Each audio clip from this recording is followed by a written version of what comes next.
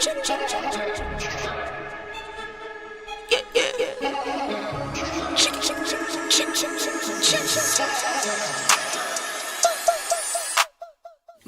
line, I'ma run it every time. Give me mine, going up, need no decline. Money line, I'ma run it every time. Give me mine, going up, need no decline. Yeah. Why check Castro, yeah, and I need my ass. Why check Castro, yeah, and I need my money line. Why check Castro, yeah, and I need my money line. Why check Castro, yeah, and I need my money line. Watch out for those who surround you, need no funny kind. You can't see what's on my brain, I live inside my mind. Out of space and out of sight, you need me in my line. Need no fakes, don't need no phonies, no. Need no snakes, no only homies down for show. On go. Get a book and get the front and we load up and roll. I got kids, yeah, I got staff, I make a little need more. I sell records, you sell packs, not on my level, no. I'm a pop star, I'm a rock star, I'm a winner. Think I'm not hard, you smoke rock hard waste, man, why you dumb? I'm with airline, we on airlines like we on the run. I'm with Tay, girls run up on me, they done. Money line, I'ma run it every time. Give me mine, going up, need no decline. Money line, I'ma run it every time. Give me mine, going up, need no decline. Yeah. Why check Castro, yeah, and I need my ass. Why check Castro, yeah, and I need my money line. Why check Castro, yeah, and I need my money line. Why check Castro, yeah, and I need my.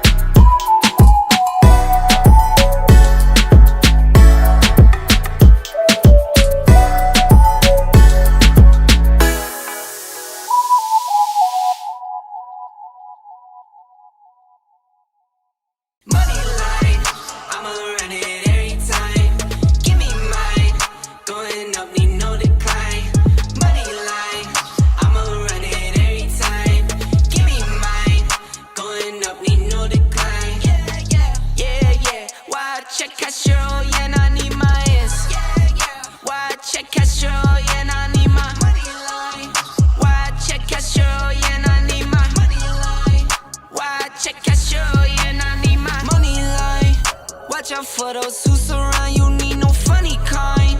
You can't see what's on my brain, I live inside my mind. Out of space and out of sight, you need me in my line. Need no face, don't. All right. So what is good, guys? What is good? So we are officially live. We're officially here. Just want to welcome you guys officially right here to the live show. Want to say thank you for everyone joining me here. I see we have like around 3 people, so that's awesome. I read all the chat, so if you're in the chat right now, go ahead and put a 1 in the chat to let me know you can actually hear me and everything is fine. However, for today, we're going to be focusing on passive income and just breaking down, for example, the basics of passive income. How does it work? Some ideas for passive income. But comment in the chat, give me a 1 in the chat and let me know if you can hear me and if everything is actually live. Okay, so yeah, so I can hear myself over here, so I just double checked everything. Everything looks good. Now let's talk about passive income, guys. Okay, first of all, okay, awesome. So I'm seeing Petre is here on, Raul B is here on. Awesome. What is good, guys? Thanks again for joining me here. Now, passive income. Let's start off, for example, with the bare basics. Tommy, what exactly is passive income? Well, in reality, the Tommy dummy way to break it down is passive income is money that you earn without actively having to go ahead and basically earn it. It's not like working at Walmart where you have to actively work there to actually get paid money. It's more like money you're actually able to earn without actually doing an activity anymore. You know, like stocks, real estate, book royalties, and all that cool stuff. The good thing is basically, hey, you're able usually to make this money while you're actually asleep, right? So that's the best thing. So some examples, right? Passive income. The most popular examples we hear about today when it comes to passive income is going to be the stock market. So you grab $100, you put it in the stock market, you get some gains, you also get paid some dividends. Now dividends are basically you getting a fraction of the profits for the business, right? For the company. You get that, that's passive. Why? Because you don't got to go over there and work, for example, at Facebook. Yo, I hear you guys, I see you guys in the chat. I see everything, guys, okay? So thank you. Also, let's get that engagement up. So let's go ahead and give this video some likes. It helps a lot. So keep the engagement up, guys, okay? I appreciate it a ton. It's the way we keep this show alive. We got 4 likes. Let's make that 6 likes. Let's get the engagement all the way up. However, when it comes to stocks, it's basically, hey, I have money invested. I don't got to go to Facebook or, for example, to Apple to work there. No, I just put my money there and I passively earn money. You also have, for example, rental income, right? Where, hey, I'm going to go ahead and put money in a piece of real estate or in an asset. I'm going to rent it out to somebody else, and thus I will get paid money passively. Because guess what? That tenant is living there. That asset is making me money. Now, with real estate, it's not really that passive, because in reality, if something breaks down, you'll have to be there. So the best way to make it fully passive is more like, hey, I'm going to go ahead and basically hire a management company to help me handle everything, and that should become a lot better. Also, 3, you might have, for example, book royalties, or you make an online product and basically you do the work once and then basically you get paid money every time you make a sale. That's also considered passive. Now, guys, I want to take a little break here, just to let you guys know, basically, I have a pinned comment in the chat. I see you guys chatting here and all that stuff. So if you guys want to join me on Zoom and talk to me, start joining Zoom now, because at the end, once I'm done talking about passive income, I'm going to take the calls and all that stuff. If you want to just basically call me one-on-one, I'll call you in the Calendly link. The link is basically down below. And if you just want to ask me a question, ask the questions in the chat, and I basically see everything. Glad what your every next live doing better views than previous. Yeah, so views are a little bit better. But, you know, the goal is just to help people, educate people. And as we keep doing that, it'll just become a lot better. So, again, join the Zoom, comment in the chat, or just schedule the call. The link is down below. And, again, joining the Zoom is free.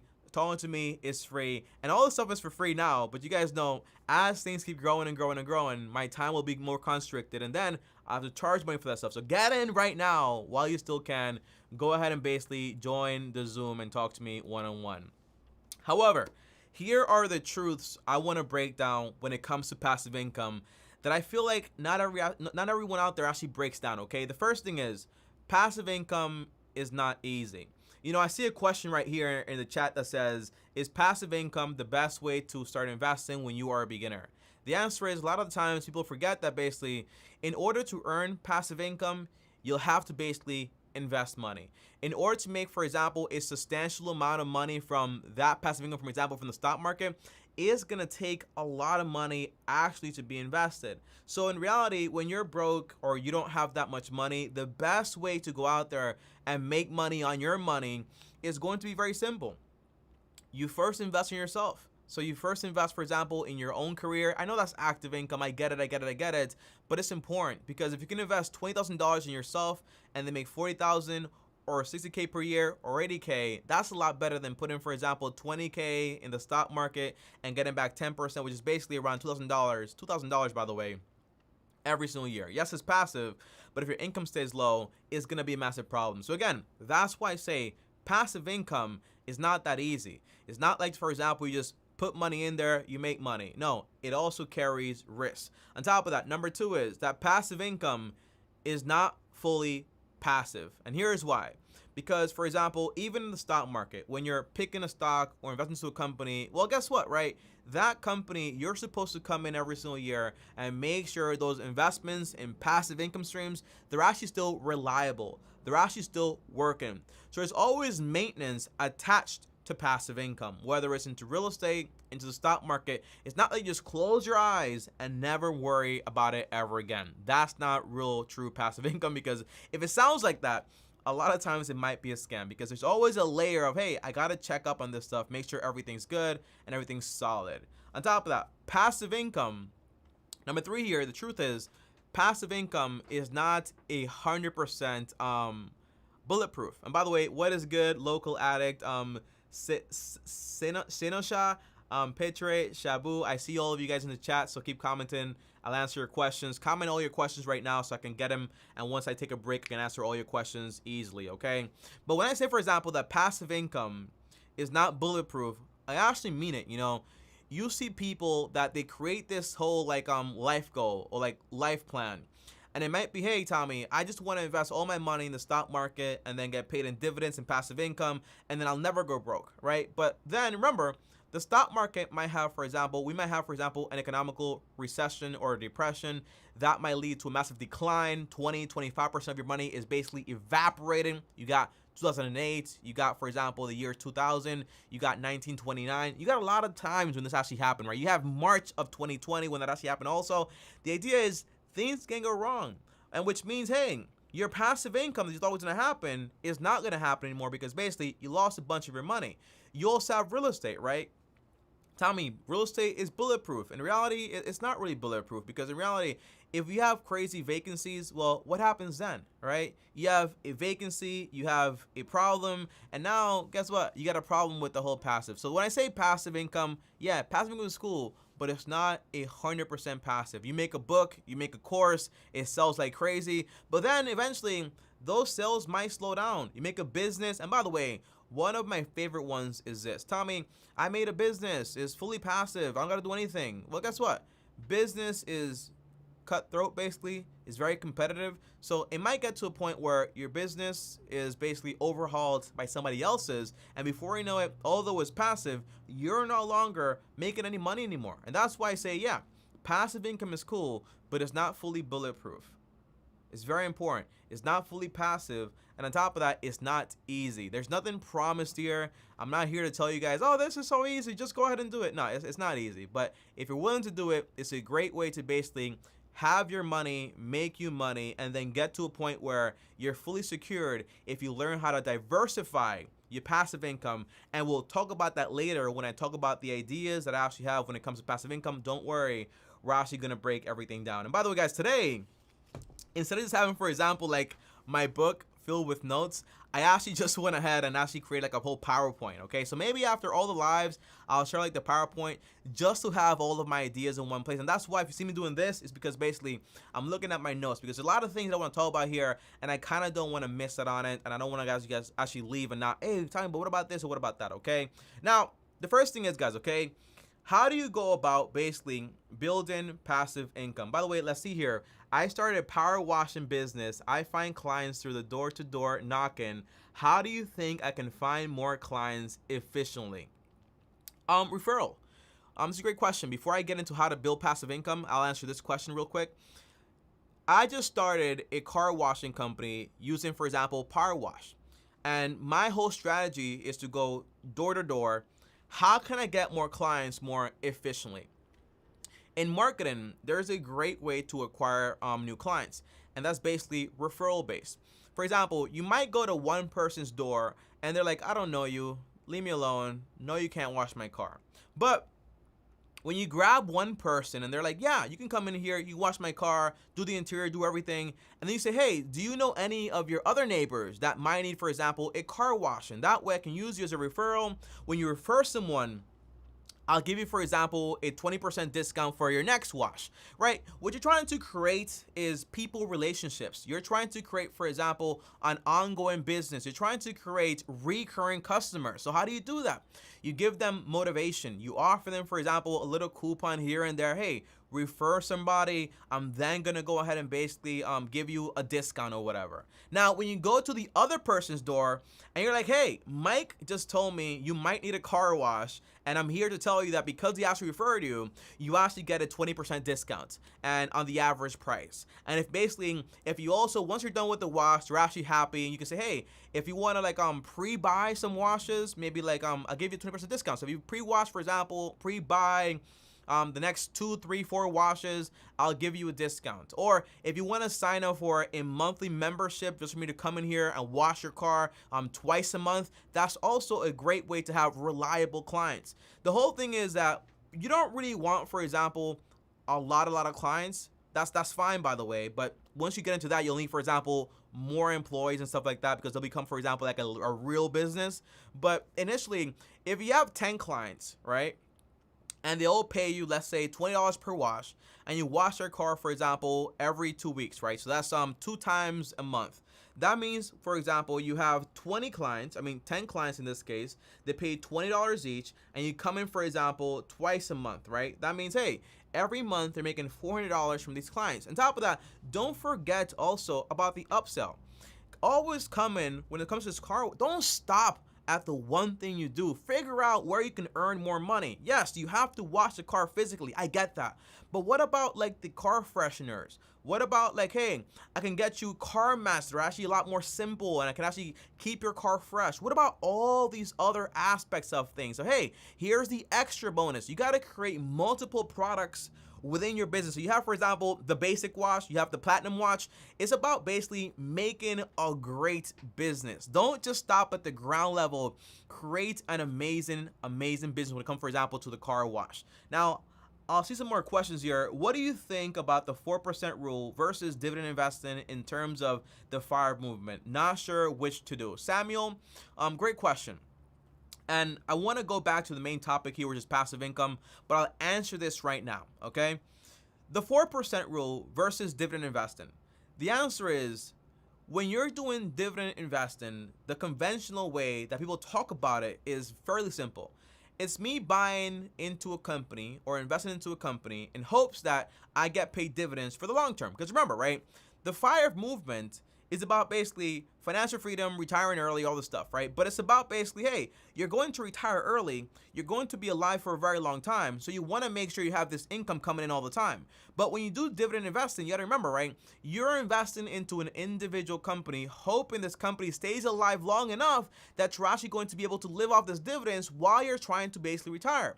Now, let's say you're doing dividend investing and you have, for example, 100K actually invested, for example, in Apple. Now let's say, hey, Apple the company goes bankrupt. That's possible. What happens then is basically your money is gone. However, if you use the 4% rule in conjunction, for example, with an index portfolio, an index fund portfolio, what it means is basically, hey, if I take out 4%, there's a very small chance I'm going to run out of money. So I love the 4% rule, because even, for example, during the craziest market downturns, it's basically the depression of my last 25 years, in reality, you shouldn't run out of money for at least 25 years. That's why I love the 4% rule. And by the way, for everyone that does not understand the 4% rule just means basically whatever amount of money you have in your portfolio, you're just going to withdraw 4%. Because if you're making 10% and only take out, for example, 4%, that means your money is going to keep growing, but you're still taking money out. So the goal is never to run out of money. That's the big thing for the FIRE movement.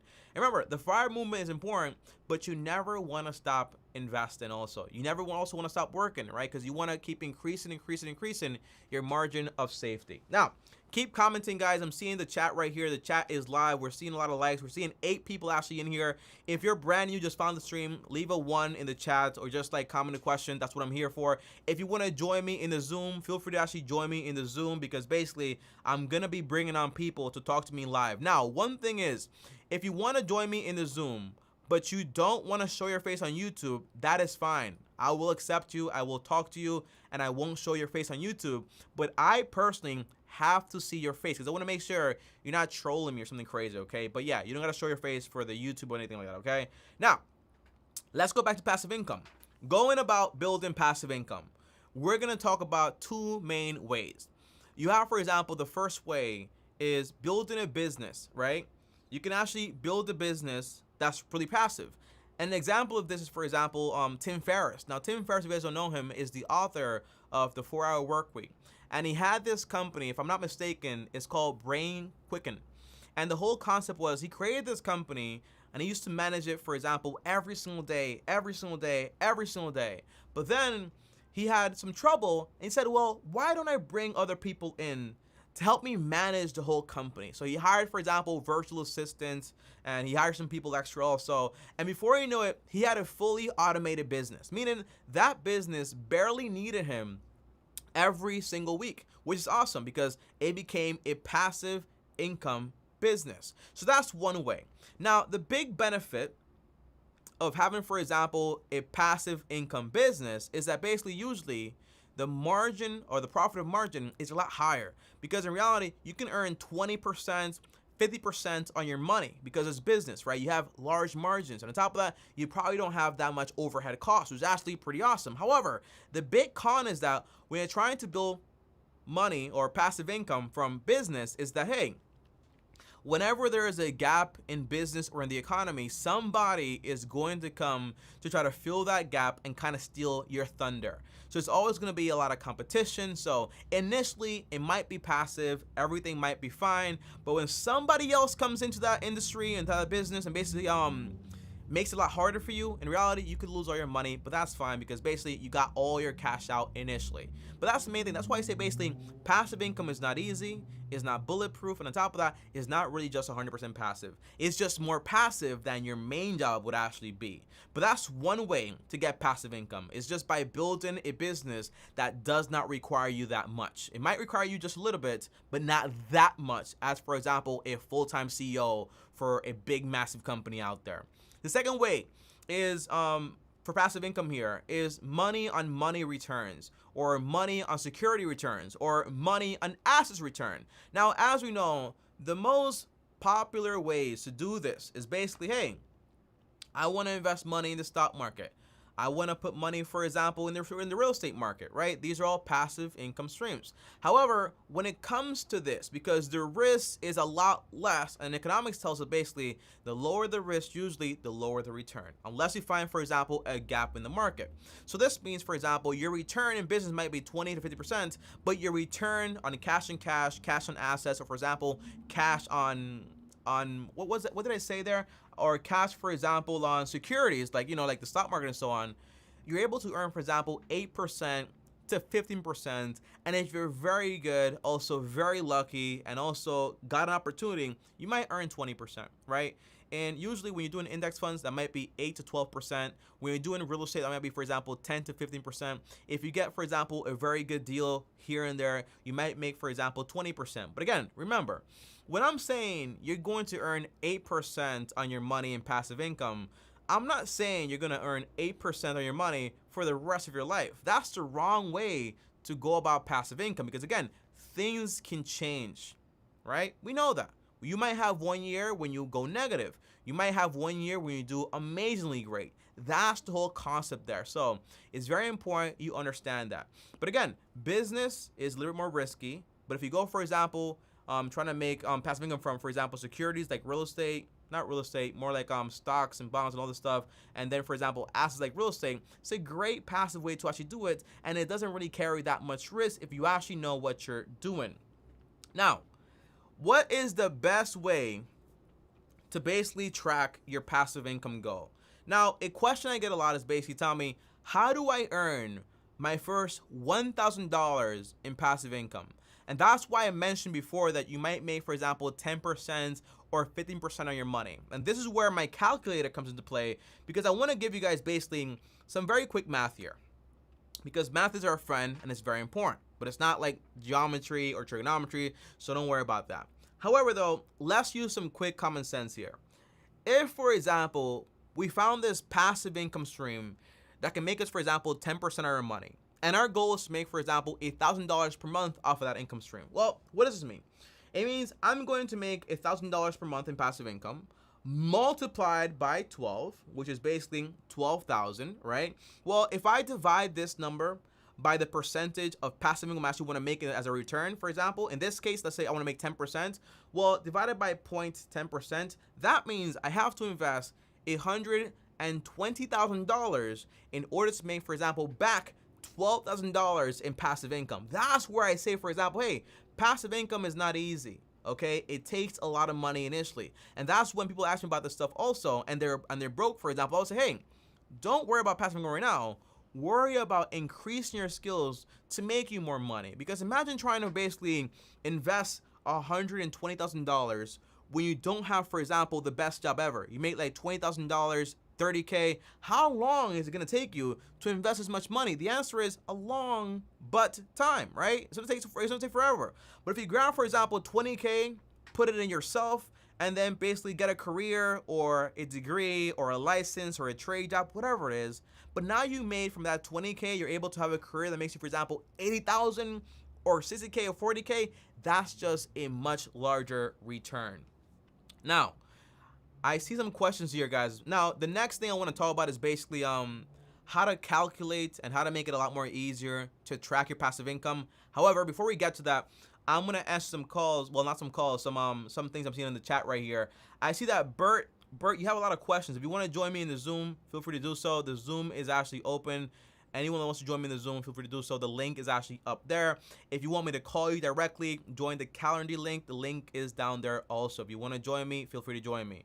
But as far as this, okay, what if I invest in a project and it didn't go as planned, and you were sent back your initial investment of $45,000? Would they make you pay taxes on that because you sent it away, then received it back? What if, okay, so I see that question asked twice here. So it sounds like it's very simple to answer that question, honestly, and it's pretty much very simple, because the answer is, right, if I invested $25,000 and I made zero money on it and I got my money back, do I pay taxes on it? The answer is no. I didn't make anything. There is no capital gains there. So the answer to your question is no. They shouldn't charge you any money whatsoever, because in reality, you didn't make any money whatsoever. You just got basically back your initial investment, right, which is the $45,000. So that's the answer to your question right there. Now, what is the best way to track and measure your progress towards, for example, passive income, right? That's a big question for me. I love this question here. Because again, when you think about having a lot of passive income to come in, for example, every single year, it kind of gets kind of crazy and scary, because it's basically going to take so long to actually get there. How long does passive income take to make for someone new to the field? Yeah, you know, that's a big thing, right? So, for example, this is what I say, right? It's scary, because if you want to make a good amount of money, let's say like 50K in passive income per year, it's going to take a few hundreds of thousands of dollars usually. So that can be like this massive thing. So the best way that I figured out personally to measure my progress towards passive income is not thinking about, for example, the big figure, the big number of I want 100K per year, but instead think about it from a micro level, right?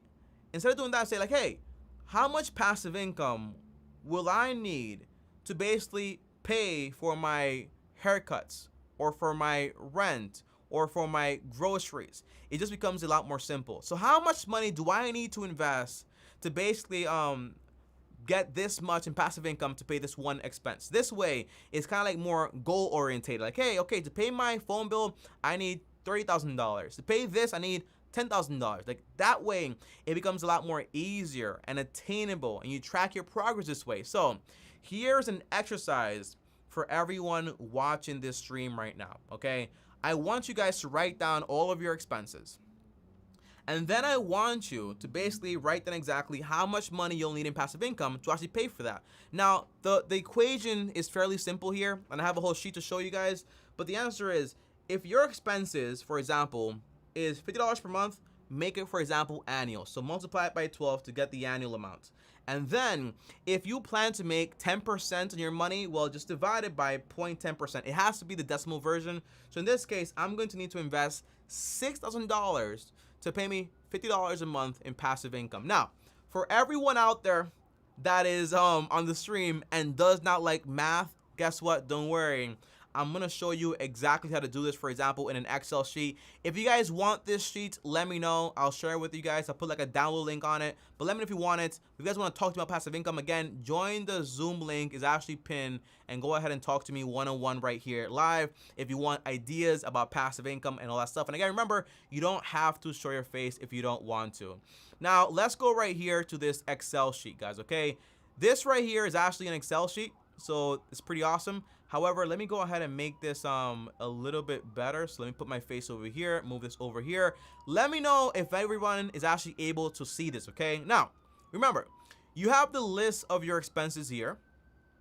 You have also, for example, on this side, the cost. So how much it actually costs you. In this case, my rent is $725, my utilities are $300, my groceries are $200. Then over here, I have the return, right? Let's say you're gonna make 8% in passive income, right? And you're gonna take that 8% right away and just use it. How much money do you need to actually have invested? Well, here's where things actually get crazy, okay? The math is not a joke, guys, okay? So in order for me to make $725 in passive income to pay my rent, I have to invest around $108,000, right?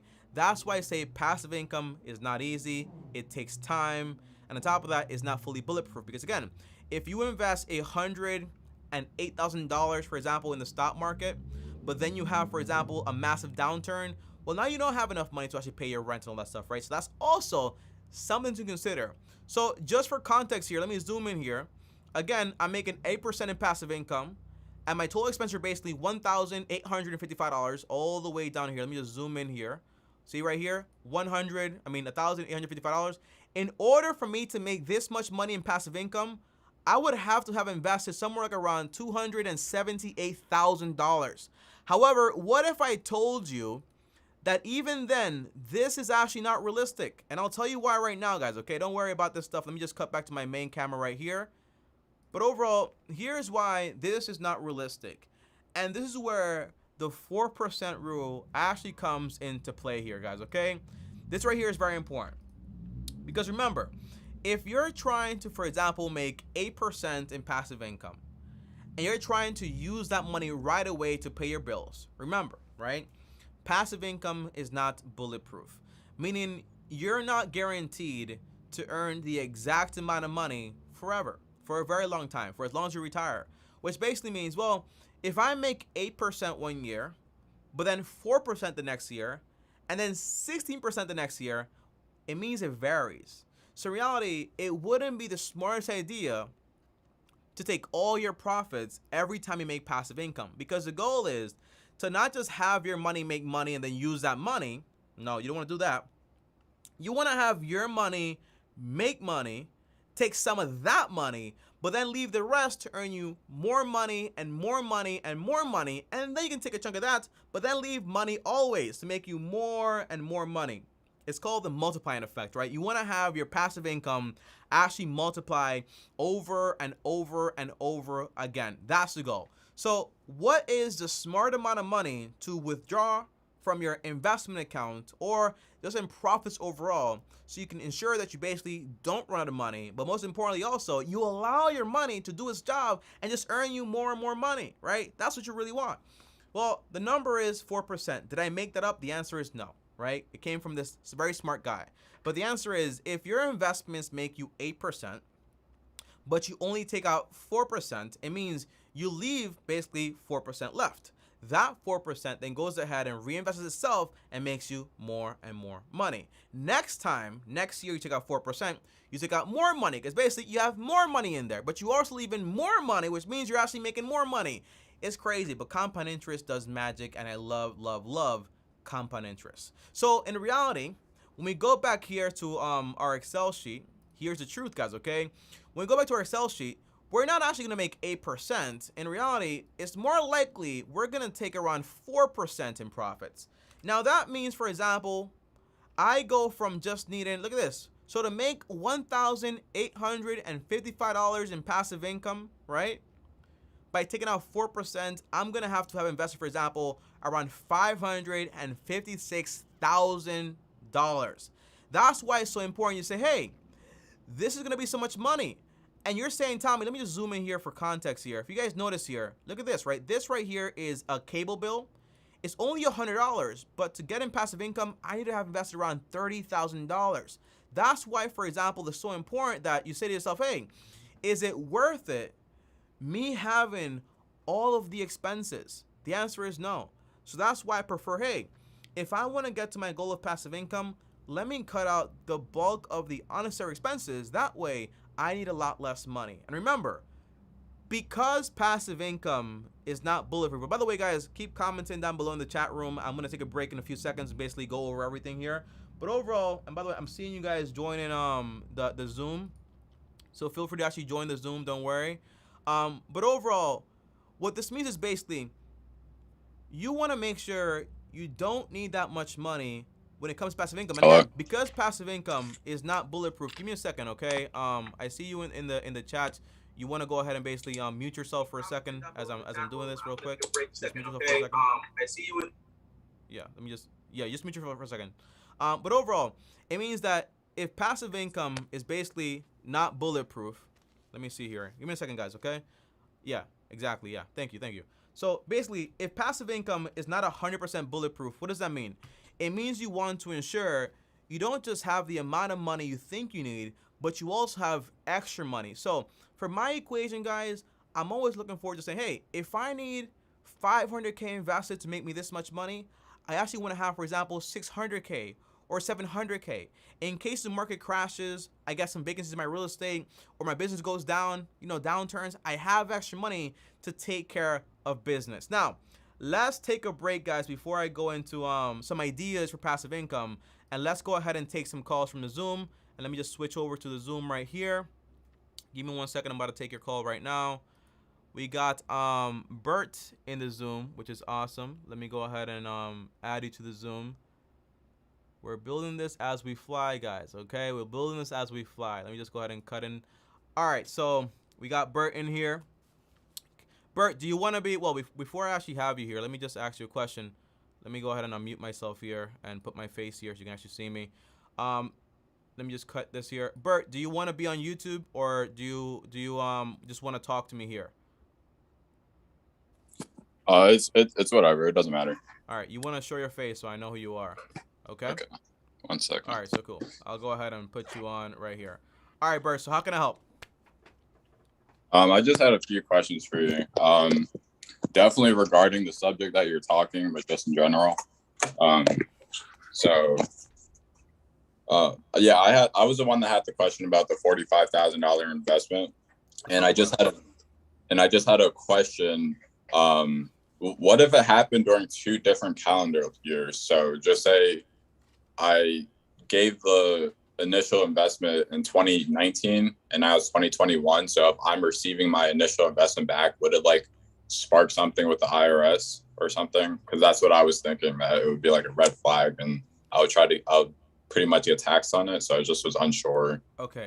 So can you talk about what you invested money into, or you want to keep that private? It's just real estate related. So. Okay, so if it's gonna be capital gains or any of that stuff, usually, if I put $45,000 into, for example, a stock, and I leave that money in there for the next 20 years into this one company, and then it turns out that this company has, for example, like a massive downturn, and then I go back to just having, for example, $40,000 in there, it doesn't matter when I take the money out, because in reality, all I have is, for example, just the $45,000. So there's no capital gains. You only get the capital gains in basically in stocks when you actually sell. So if it got up to 200K, then I sold there, then obviously I have a massive profit. I'll get taxed on that. But if I have $45,000 and I just got back $45,000, whether it's next year or the next year after that, it's the same amount of money. There's no capital gains there. So that should be fine. Does that make sense? Okay. Yeah, that was just my concern. I was just unsure if they would try to tax me on it. And then I just wrote down some questions. Capital gains. Okay, and then is capital gains over a year? Because sometimes I hear it has to be 2 years with real estate, and then sometimes I hear over 365 days. So I'm kind of. You're talking about long-term capital gains versus short-term capital gains. Long term. Yeah. In the stock market, and usually I think in real estate also, it's just 1 year plus 1 day, and that means basically you get taxed between 0% to 15% to 20% based on how much income you actually make. When it's less than a year, usually you get taxed, for example, as ordinary income. Now that means, for example, usually your normal tax rate is going to be higher than they would tax you if, for example, you had long-term capital gains. And the reason they do this is because basically the government wants you, the IRS wants you to have money invested into the economy for longer periods of time. Now, I got to ask you a question, right? You're talking about taxes and all this stuff, and it's pretty awesome. And you've also made an investment of $45,000, which, by the way, is a lot of money. What's your story? I'm a recent veteran. I just got out of the military, so now I'm just going to school. But I had employment before. Thank you for your service. Thank you, appreciate it. Yeah, so I'm just out now, and I'm just going back to school to get my degree and everything. So how much cash do you have? Probably about 10,000 on me now. Okay, and you're waiting for the $45,000 to actually come to you? Yes. Mm-hmm. Okay, so when you invested that money, that $45,000, what was the whole idea behind it? It's kind of the whole passive income part that you're talking about. I kind of just want to do it for the long term and just have something produced out of it. But everything didn't go as planned, which I knew about before I entered the investment. So I knew that there's a possibility anytime you decide that you want to invest in something, there's a possibility that it's not going to go as planned entirely. Like you're not going to have the gains you wanted or whatever the case may be. So in this case, what I'll say is this, right, Bert? That $45,000, how long did it take you to save up all that money? Years. Yeah, right? About 4 years, probably. Okay, so 4 years it took you to save up all that money. The answer is, what I really want to say is here, you want to be careful when it comes to people offering you like all these investment opportunities, because whenever you lose $45,000, it's a lot of money. Imagine it went like the other side and you lost all your money. Then you would have had like a massive issue, because you're not just losing $45,000, you're losing 4 years of your life, and you also risk your life potentially to actually get that money. You sacrifice a lot of time for that stuff, you know what I mean? So as far as, for example, what are your goals? Like, what are you trying to do? You're trying to like just have your money, make your money on the side while you're trying to get you a career and have a job you actually enjoy? Yes. The initial investment started in 2019. I did not know all of the stuff that I know now. Like looking back now, I'm like learning about index funds and all these things. Awesome. Where I would definitely have put my money into somewhere else if I knew this back then, but I didn't know all of this back then. That's so. Yeah. But what's your goal? Like as far as like you want to, what are you studying now? So I'm studying accounting, and I also had a question on that. Because since I joined the military, I'm using the GI Bill to go to school for free. So I chose accounting, but I wanted to hear if you had any ideas of maybe what to minor in, because right now I'm just doing information systems as a minor.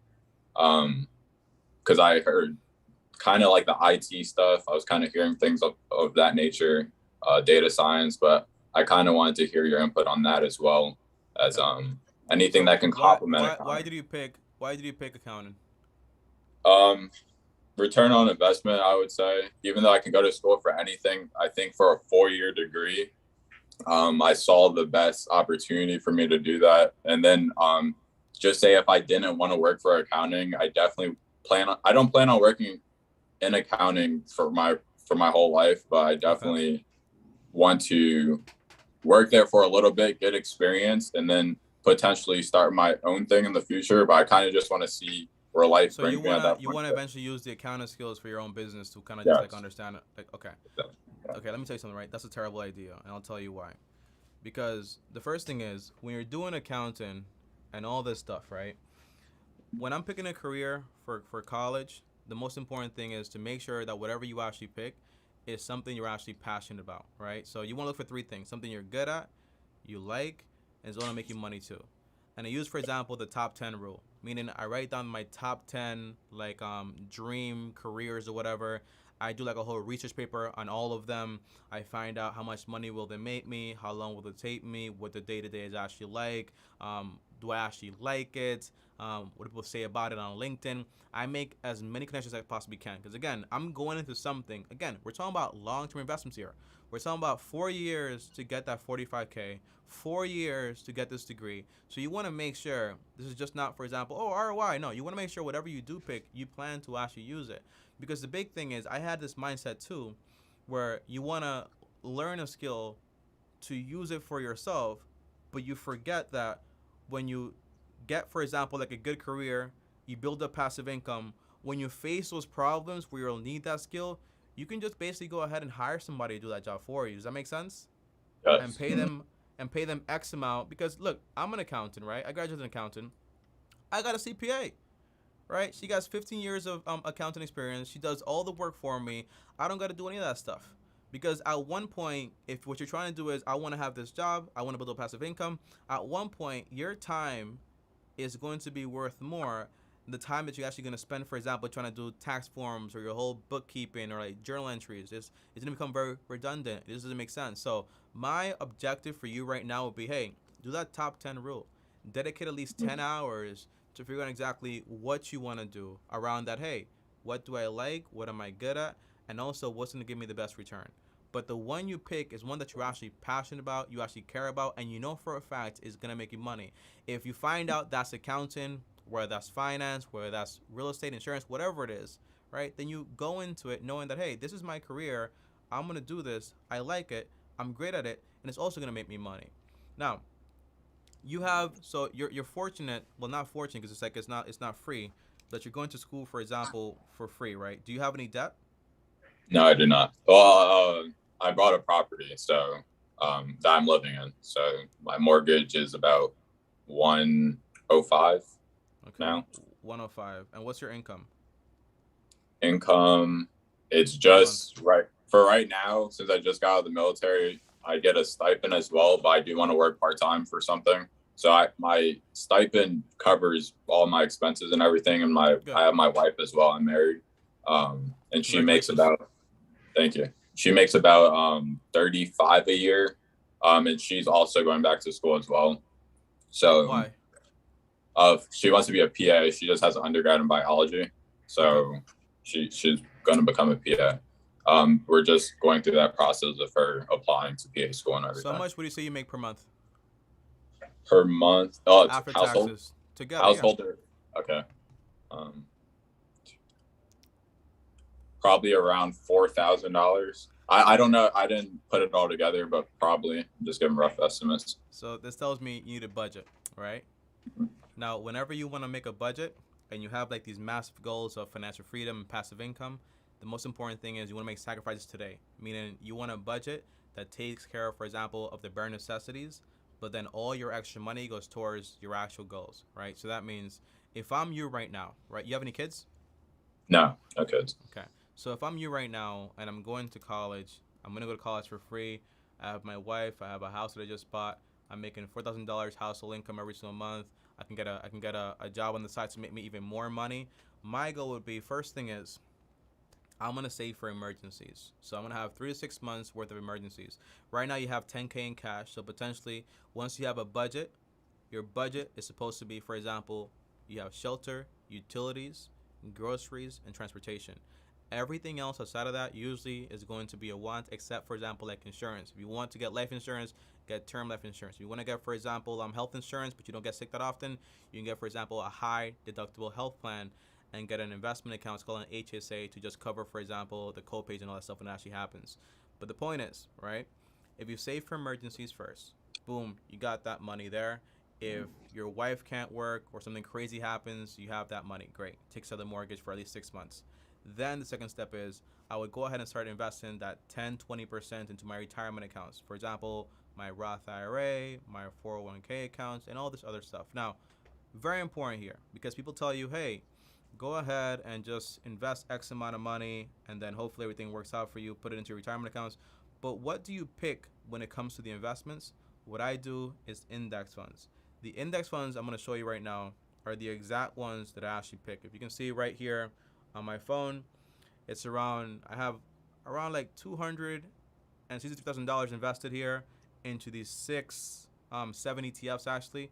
But the idea is you want to be overall diversified. So whenever you go to one of my videos and you click the link down below to M1 Finance, that link takes you to exactly what I invest into. It's not for me to make money. But when you look at that exact portfolio, you're able to call Fidelity or Vanguard and say, hey, what is the index fund version of this ETF? They'll tell you. And this way you know exactly what you invest into. But overall, what I personally invest into is into the American market, the international market, the bond, both corporate and treasury, also into the real estate market, into emerging markets, and also into the small cap market. Those are kind of like the 7 industries. Now what happens is when the stock market crashes, again, remember, you're doing long-term investing. You've been doing this for a while, right? It's not about tomorrow or the next day. It's not a movie. It's going to be the long term. So this means if the US goes down, okay, the international market is fine. If the stock market goes down overall, okay, you have bonds and you also have some real estate in there. If the emerging market, for example, the growing industries outside of America, well, guess what? You get a portion of those gains also. You want to be well diversified so you get a piece of everything. This portfolio makes around 8 to 12% every single year on average over a 10-20 year period, and it pays around 2% in dividends annually. So that's why I actually have it. That's why I use it. It's very well diversified. Now, I myself, I'm very I'm not that aggressive, so I have bonds in there around 20%. If you want to go 100% into stock ETFs or like 100% into index funds that are based on stocks, that's fine, you know, because you're already well diversified. But I just like to sleep better at night. That's why I have bonds. So you're investing 10-20% into a portfolio like this if you want to, and then with the rest of my money, which should be around 20 to 30% extra of whatever money I actually make, I'll put that straight towards the mortgage to pay it off as fast as possible. Now hear me out, because you were about to get into real estate. This is probably not the way you want to do it, right? Because you probably had this whole different idea. But if you owe $105,000 on this mortgage right now, right? Yes. And you're done paying this off. Well, you have a 30-year mortgage or a 15-year mortgage? I have a 30-year mortgage. Yeah. So let's say, for example, instead of taking 30 years or 15 years, you take 8 to 7 years, along with your extra income and your wife income. And once you get, for example, this salary, you're able to add even more money to it. Now, the average person will tell you, no, don't do that because you can just invest more money into real estate and all this stuff. But the idea is what you want is passive income to take care of you. And the best way is not having that many crazy expenses. So if you knock off, how old are you, by the way? I'm 24. Yeah, you're the same age as I am, man. So you're 24 years old. Imagine, for example, by, let's just say 8 more years, by age 32, you have, for example, a fully paid off home, an emergency account, and you've also been investing that 10-20% into your retirement account, meaning you'll have somewhere like around $60,000 to $80,000 invested. You have a paid off home, so no shelter costs anymore. And you have also like your emergency fund, and you also have no debt, nobody to actually pay, and you also have a career you actually love. That means by that point, you won't need that much passive income because in reality, you don't have that much expenses, which means you're able to keep investing more money, right? You just enjoy life a lot more because by that point, right, you have a paid for home, you still have the same salary, she has the same salary. If she wants to have kids and stay at home, she can do it because you can take care of the house because you don't have any crazy bills. You have no risk of default on a mortgage or anything because you don't have a mortgage anymore. And you also keep investing. But now when you bring in $40,000 a year or like $4,000 per month, a third of that money is saved and you do whatever you want with it because you don't longer have a mortgage. Does that make sense? Yes, it does. And I was actually thinking that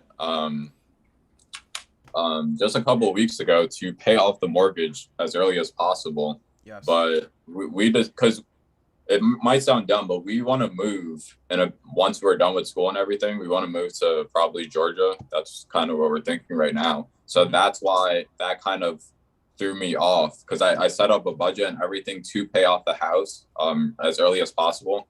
And I was like, does this really make sense, or should I be using this money to invest instead? And that's why I was kind of Well, confused you're on doing both. That's the answer. So if you have a predicament like this, right, the only way I can think objectively, if I try to put myself in your shoes, I'm going to okay. be done, for example, in 4 years in school. My wife, maybe in 2 years. Is it 2 years for her?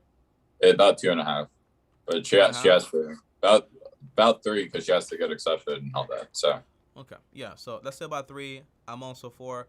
In 4 years, a lot can change. You can either choose to stay there or you can choose to go to Georgia, whatever you want to do. But again, mhm. it's the same principle. You're still investing that 20% and you're still trying to pay off this home as fast as possible. Because let's say year 5 comes along, you're like, oh, we don't want to stay here anymore. Well, A, you have a bunch of money here in equity. So if you sell the property, you get all your money back. You're able to put that money towards, for example, your next property. And that's basically about it. If you want to say, well, Tommy, I'll maybe refinance to a 15-year mortgage, pay that, but then I'll save up the rest of the money on the side. So if I do choose to move, maybe the real estate market drops. When you sell it, you'll maybe make your difference and then use that money to basically buy the next property. But the math stays the same across the board. The quickest Okay. way to financial freedom is going to be you pay off this home as fast as possible while you're also investing at the same time. Because I wouldn't tell anybody, well, no, just pay off the house and don't invest. Because again, 100K is a lot of money. It took you 4 years to save 45K. We're talking about almost 8 years to 10 years. So imagine 10 years of no investing. It makes no sense. That's why I say if you're investing 20% or 15% into your retirement accounts, you'll have a hefty chunk of money there, but you'll also have a paid for home. You'll have both of best worlds. Does that make sense? Okay. Yes, it does. That's what I would do. Okay. Yeah, because I know that's a hot topic. Some people, I've watched like a lot of videos and readings about to pay off your house early or to invest. And that's where I was just having conflict. I was just like, I don't know if I should invest very aggressively and just make the mortgage payment because it's $600. So I was like, should I just do the $600 and then the rest of the remainder just invest that? So it would be over the 20%. It'll probably be like 900, close to $1,000 once you refinance to a 15-year mortgage and so on. But the big Okay. thing is, right, people have this perspective. I'm very big on the stock market, very bullish on it, but I also Mhm. comprehend that I have to have, for example, like a massive safety of margin, like at least 20%, because if it crashes, things can go wrong, and I won't have enough money to actually pay me in passive income. Same with the Okay. real estate, right? You have these people on YouTube, and God bless her soul, where they have, let's say, 10 properties. I'm a millionaire. I have like 10% in equity in all these properties. They all pay me, for example, let's just say, I know somebody that has $700,000 in debt and makes around $2,000 a month in basically net income. But if he has some crazy vacancies or the roof goes down on a few of them, or something crazy happens, he's just gonna be fully screwed over, right? Okay. It's like there's 2 ways to get passive income. You have the slow way and the fast way. The way to get it into the fast way is through crazy leverage. You know, a big example is look at Robert Kiyosaki and look at like Dave Ramsey, right? You ever read Rich Dad Poor Dad? Yes, I have. Okay, so Rich Dad Poor Dad, one of the main ideas is you have assets, the assets pay for your liabilities. Remember that? Yes. Now, the big problem with that concept is Robert Kiyosaki said, hey, allegedly, I don't want to get sued. You grab $50, $100 from this one property. You can buy more of those because basically you can keep making that money overall, and then you just buy these liabilities with them. But what happens if you have some vacancies, Robert? What happens if you lose your income? What happens if the roof goes down, something crazy happens? Then in reality, you might go bankrupt. And Robert Kiyosaki, by the way, went bankrupt for like around $24 million, but that's separate. But the answer is you have Dave Ramsey, right? And I'll tell you my plan as far as like real estate, right? The first thing is what I'm telling you is exactly what I'm doing and what I'm working on. So although I have a chunk of money invested in the market, I also have around $120,000 in cash to buy a home right here in Puerto Rico for cash, right? Because that's going to be my main investment. I haven't bought a property just yet because I just moved here. So when you move somewhere for the first time, usually you want to take a year to look around, see exactly where you want to live, and make sure the math actually makes sense. That's why. Okay. So once I buy the property, I also have my investments. My investments pay me. Everything's fine. Once I want to get, for example, into like rental properties, I'll buy a property. I'll put down 20%. I'll use my stock money that I actually make, right? That's one. I'll use my personal money, which I make, And I'll also use, for example, the tenant's money, which will also pay me. And I'll use all that money to basically pay off this property as fast as possible. This way, each property every single time becomes easier and faster to actually pay off. When I'm done with that first property, maybe in 3 to 4 years, I'll buy the next one, put down 20%, but now I'm putting my cash, my other property's cash from that tenant, plus the other tenants, plus the stock cash, and all that stuff put into that next property, meaning I buy it faster. So now every 3 years, basically, or 4 years, I'm going through the cycle of paying for a property in cash. By the time I have, for example, 10 properties, they'll pay me $1,000 each. That's almost like $100,000 a year, right? It's slower, but it's all mine, all secure. And while I'm doing it, I still have passive income. And I also have, for example, a home that's paid for. So I still get to enjoy my life and do everything I want to do. The big sacrifice margin comes in, for example, the first 4 to 8 years are going to be the roughest, honestly. But that's about it. Does that make sense? Yes, it does. That's what I would do. That's my personal plan when it comes to real estate. Okay. Sorry for jumping all over the place, but the index fund, I just had another question on that. So for index funds, I just threw in like $100 into it, but that's why I want to get on this call to see if I should invest more. So I'm going to start doing the 10 to 20%, as you said. And then, so can you withdraw, like I'm talking about 20 years down the line, when I have compound interest working for me and everything, can I withdraw just a little at a time, or for index funds, you have to take the whole, do you have to sell the whole share at once? Great question.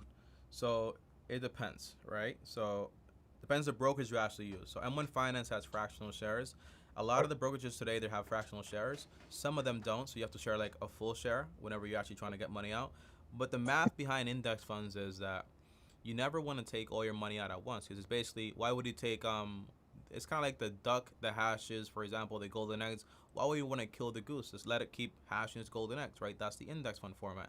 So the idea is, once you get to, let's just say your goal might be 300K, 400K, 500K. And well, tell me, if I have 500K invested and it makes me, let's say, 10% of my money every single year, right? How much money do I take out per year to make sure I don't run out of money, right? The rule is, not my rule, this rule was made by somebody a lot more stronger than I am, is 4%. So if you take out 4%, right? So picture this, right? If I give you a basket with 10 eggs, every year I add 10 eggs, and every year you take out 4 eggs, what will happen eventually to this basket? Wait, repeat the scenario. So for example, if I gave you a basket, it's an empty basket, and every year I add 10 eggs, and every year you take out 4 eggs, what will eventually happen with this basket? It's going to keep growing because you're not taking the whole thing out. Exactly. It's going to start to overflow at one point. The same thing happens with the stock market. If your money grows at an average of 10% every year, but all you take out is, for example, just 4%, what will happen is your money is going to keep growing, and you're not going to run out of money. So when it comes to the index fund format of investing is, well, if you have 500K in there, just take out 4%. So you take that money out, you leave the money keep growing. Now, how do you take the money out? The answer is, with M1 Finance, you can just sell it, right? You sell exactly 4%. So if you say, well, what's the total? Here, let's say I have 500K, multiply that number by 0.04%. That's $20,000. In January, I sold $20,000 worth of my investments. That's the key idea. Now, obviously, right, depending if these are retirement accounts or not, and if you're actually qualified on withdrawals, you'll be taxed a little bit of money. But they're all going to be long-term, because by that point, it'll be a lot longer than 1 year. Does that make sense? Okay, and that just brought up another question I was thinking. So the money that, I get that whole thing that you just said. So the money that, just say I'm on year 20, and the money that I'm putting in just last month, like 20 years down the line, but I just put in money. How do they determine are they going to, like, when you take a withdrawal, are they taking out the money that you first started putting in for long term, or you're rethinking it? You're rethinking it. That doesn't matter. Okay. What you're asking me is, Tommy, how do I make sure that when I take that money out, it's not last month's money, and it's actually the year before that's money? You can just talk to them and call them, and they can say, hey, just sell my old security so that way I don't get taxed. But remember, right, when you're doing, for example, retirement accounts, right, your money is fully tax-free. So when you're doing like a Roth IRA, that money is fully going to be yours. Now, one thing you want to learn about, Bert, is that basically when you got a normal job and you got a 401k, there's something called like the Roth backdoor. And it's basically that when you do leave that job and you want to transfer that money from that 401k with your Roth IRA, the transition is basically you grab the money from there, you roll it over into a traditional IRA, and then you roll that money over into the Roth IRA. Now, the cool thing is basically, here's a big difference, the traditional and the 401k version. You also have, for example, a Roth 401k and a Roth IRA, right? The big difference is basically the traditional saves you money today. So whatever you invest, they take it away from your taxes or whatever. However, the Roth, well, you're investing your post-tax money, so you don't save money in taxes today, but that money grows fully tax-free. And when you do take it out, they never tax you on it. But because the traditional, you took the tax benefit today, when you do take it out in the future, it grows tax-free, yes, but when you take the money out in the future, you'll be taxed then. And you also have mandatory withdrawals, which basically means $1 million in a traditional IRA or a 401k is not the same as $1 million in a Roth IRA or a Roth 401k. Does that make sense? Yes, it does. Yeah. So make sure you're always trying to invest into the Roth option of whatever company you're working with, or just once you leave a job, you roll that money over into the Roth IRA. Obviously, when you're doing this and you have some gains, something like that, you will pay some tax on it, but just pay the tax out of pocket and leave that money to grow because it'll benefit you in the long term. Does that make sense? Yes, it does. All right. That's the idea. Yeah, I feel a lot better about it now. All right. Yeah, that was pretty much all my questions that I did have. All right, then. awesome, man. I want to tell you, it's the first time I'm seeing you, so welcome to the long-term team. If you have any more questions, feel free to join us in the live, man. It's from 4 p.m. to 6 p.m. I'm always here. And this is free for now, man, so take advantage, you know what I'm saying? Thanks again, man. I appreciate you. I appreciate it. All right, have a good day. You too. All right, guys, so that right there was Bert. I'm going to switch over to my normal face, and here we are. If anybody else wants to join me on the Zoom, feel free to do so. What time is it, man? I feel like I was talking to Bert for like ever. Guys, we're just here for we got another another hour potentially if we have more questions and so on. And don't worry, I haven't forgotten just yet. I know we got to get to, for example, talking about, hey Tommy, what are some passive income ideas? How can I get started? And all that stuff. Okay, so leave a questions in the chat. Let me know if you have questions. Yo, Tommy. Okay, so I'm gonna read some questions from the chat right now. If you want to join me on the Zoom and talk to me one-on-one, feel free to do so. I'll leave a link. Join me on the Zoom to talk to me one-on-one. Now, here's some questions here from Most Guy. What would be some go-to passive income outlets to starting off? Is based on preference. Okay, I'll get to that later because I have some ideas. Shabu. Yo, Tommy, how did you find yourself bringing the focus during what part of day? What's your routine like, if you don't mind me sharing? First of all, I want to tell everybody in this chat, I'm not a robot. Okay, it's true. I'm not a robot. I'm made of skin and bones. You know what I mean? Some days I have sad days. Some days I have happy days. Some days I have good times. You know, right down personally in my life, I'm going through like this massive shift. So I'm pretty sad right now, you know, but every day I show up. You know, doesn't matter, rain, hail, pour, anything, doesn't matter, you show up. So basically, my personal schedule right now is pretty simple. I'll tell you about it. I wake up right now at 5 a.m. every morning. I go to the gym right away. I come back from the gym. I join like a meeting with a church group, and I talk about God and all this stuff. And then after that, I usually get some breakfast at 8 a.m. I eat breakfast for like from 8 a.m. to 9 a.m. I like long breakfasts. At 9 a.m. I start my work. At around 12 p.m. I'm usually done. So by that point, I eat lunch, and then I never eat again, by the way. So that's my last meal because I do intermittent fasting.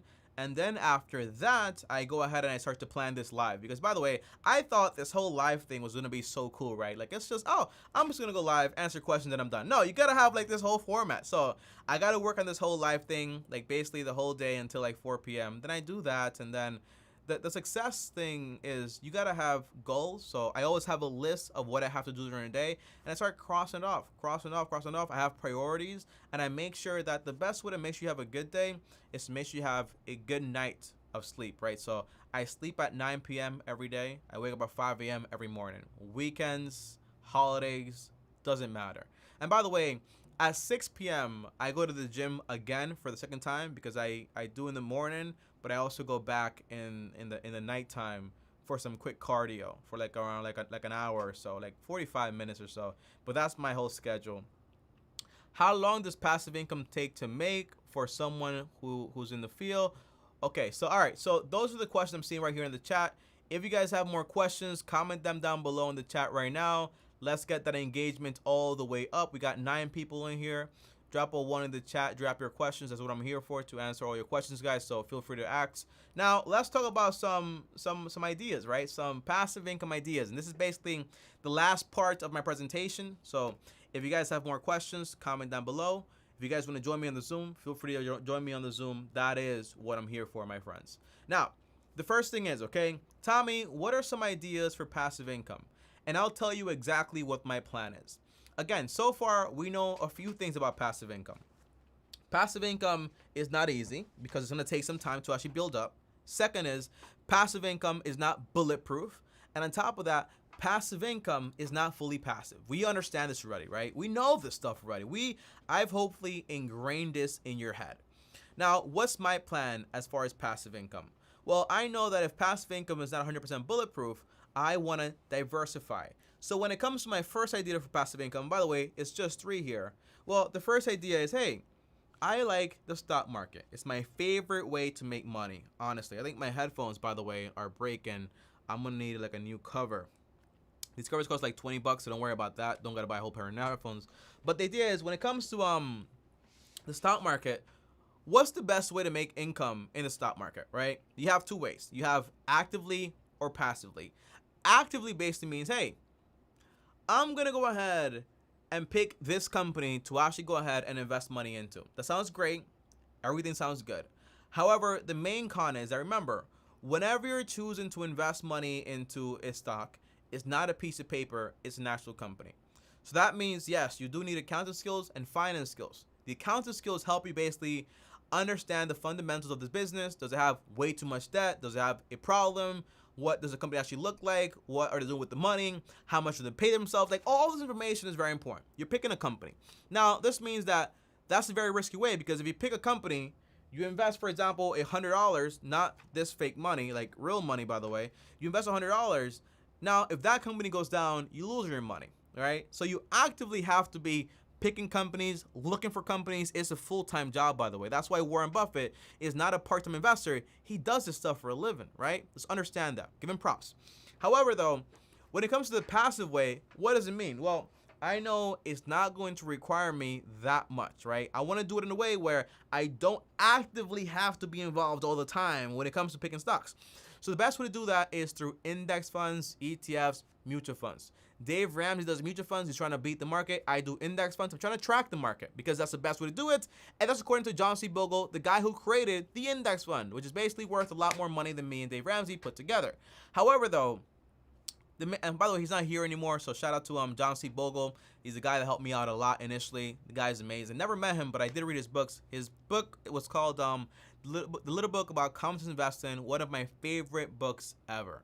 But the context is that if I choose to put money, for example, into index funds, it means that instead of picking one company, I get to pick, for example, a bunch of companies, meaning I'm very well diversified, which is basically very important for passive income. Because again, passive income is not easy, it's not bulletproof, and it's also not 100% passive. So every single year or every 18 months, I have to go back on my portfolio, rebalance it, make sure I'm investing the same amount of my money every single time I get paid. So usually like every month or every week when I get paid, I gotta invest the same amount of money, because that's the maintenance of trying to build passive income with an index fund, okay? But I know for a fact, hey, this is gonna grow by 8%. Now, the main thing is that I want to go back here to my Excel sheet to show you guys the whole math here, because I like showing you guys the math and everything like that. So it means that, hey, my whole goal, where is my Excel sheet? Guys, we build this while we fly, so if we got a few errors here and there, is a part of the game, so don't really worry about that much. But this right here is basically on my Excel sheet.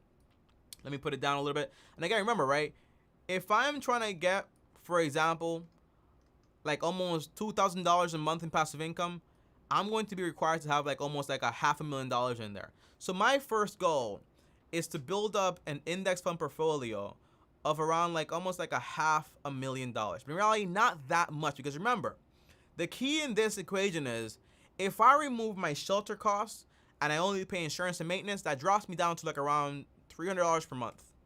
If I lower my utilities are fine, transportation are fine, my phone bill, if I lower that, for example, to $60 a year, dates are fine. If I cut out Hulu, for example, no more Hulu. If I cut off gym membership is fine. This is fine.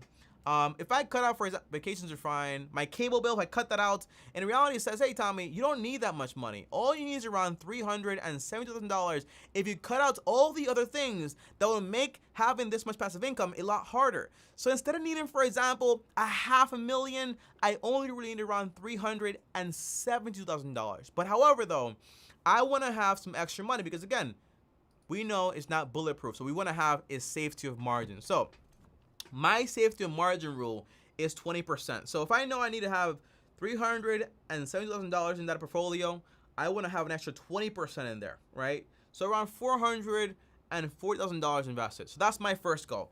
I want to build a portfolio to get to this goal. So every single month I'm investing that 10-20%. And by the way, when I say invest 10-20%, I don't mean 10% this month, 20% next month. No, I mean you pick a number and you invest that literally for the rest of your life. So if it's gonna be 10%, you do that.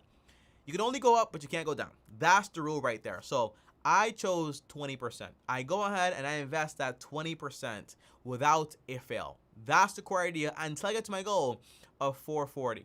That's my first idea for passive income, and the first one I'm actually doing. Okay, so again, don't get overhyped by this. Don't say, Tommy, well, this right here is gonna take way too much time. Again, you can't.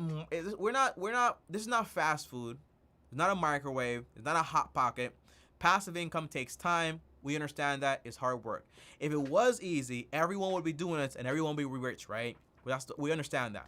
So basically, it takes time. Don't worry about it. But again, just invest that 10-20% to get to your goal. Second thing is, I want to do it with real estate. I spoke this a little bit about, for example, with Bert. But the basic idea is my first property, my personal property, has to be paid off first, right? I want to have my first property fully paid off. That way, I'm good and taken care of. But when I'm going to go ahead and basically invest into real estate, remember, I already have passive income coming in, right? I have incomes coming in. For example, I have my active income, right? That's one. I also have, for example, my stock investment income. That's one also. And I also might have, for example, my business income. 3. Let's just say that. And like some other ones or whatever. But like those right there are going to be the main ones. So when I buy my first property for rental purposes, how am I going to do it? Well, I put down 20%, and I also follow the 33% rule, and I also get it on a 15-year mortgage. Now, it means, hey, I have a tenant. That tenant pays me money. I use that money to pay the mortgage. I use my personal income to pay the mortgage. I use my stock income to pay the mortgage. I use my business income also to pay the mortgage, which basically means I'm putting all this extra money towards this mortgage. Instead of finishing, for example, in 15 years, I finish, for example, with my income that I'm going to have by that point, maybe in 3 to 4 years, let's say at the most 5 years, right? But let's say if I'm knocking off a house every 3 years, what does this mean? Well, in 3 years, I'm done paying for this house, so I own it in cash. So when I buy my next house with the same formula, everything the exact same, well, what happens is basically I'm able to grab that income from my last property, put it in there. My income from that property I just bought, put it in also. My passive income from stocks, put it in there also. My main income, put it in there also. And also my business income, put it in there also. So basically means that every single year is going to become a lot more easier to basically pay for a property. It just pays itself a lot faster, a lot faster, a lot faster. Now again, this is long term. It's not microwave or fast food. This is long term, all the way long term. This means that if I'm paying off a property on average every 3 years, and I do this, for example, for 3 years, I mean for 20 years, well, divided by 3, that means I'll have somewhere like around 7 properties by the time I'm done with this whole like real estate game, right? So remember, you might say, Tommy, just 7 properties, that's so stupid. You can have 100K by 5 properties in 1 year. Yeah, but not really, because you don't actually own anything. But again, if I have, let's say 7 properties in those 20 years, right? And again, probably it's gonna be a lot more, because you just make more money and more money. You build up, build up, build up. But again, I want to use low figures here, low numbers here. 7 properties here, guys. Okay. And remember, all the cash I make is 100% mine because I have no mortgage. Now, if all these properties pay me, for example, $1,000 per month, that means, hey, per month, Tommy, let's say, well, not 1,000, let's say more like $1,200 per month. Then $1,200, that means every single month I get $8,400 from these properties. Multiply by 12, guess what? I have a side income of around $100,000. Plus, don't forget, I've also been investing money into the stock market, so I have a bunch of money over there also. I also have my business. I also have my main income. So I just have a bunch of money coming in from everywhere. And because I have, for example, a paid for home, I don't have that many bills. It's just $100K to do whatever I actually want with it. What is up, Kenneth Jackson? If you guys want to join me, feel free to do so. I have the Zoom link up. So if you want to join me on the Zoom, go ahead and join me on the Zoom and I will accept you and talk to you one-on-one. Now, the third idea for passive income that I have is basically business. Now remember, guys, okay, when it comes to business, the big problem is, again, business might stop, it might go down, things change. You don't really know exactly what's going to happen all the time, right? It can change, but the profit margins are a lot higher and a lot better. So for me, my business are based like YouTube, books, courses, intellectual property, and so on and so on. So that's work I do, for example, once I can basically keep making more and more and more money, but passively. And again, I use that money to invest in passive income and make me more money. That is the idea, my friends. So it's kind of like the goal of passive income is not, hey, I put $100, I made $2, I'm gonna spend that money. No, you put $100, you made $2. Let that money keep compounding. You keep adding more and more money, and let that money actually keep growing and growing and growing. Guys, that is passive income for beginners, okay? And that is our live stream. So if you guys have more questions, put the questions in the chat, and I'm going to talk to you guys one-on-one. If you guys want to join the Zoom, feel free to actually join the Zoom right now. I am going to go on break for 1 second as you guys go ahead and drop some questions in the chat for right now. We got 14 concurrent viewers, so that is awesome. 14 people right here. So everyone that's here right now, smash the like button. That's what we're here for. Thank you guys for all the help. But for right now, let's go ahead and get into a little break right here. Okay, so let's go ahead and get into a little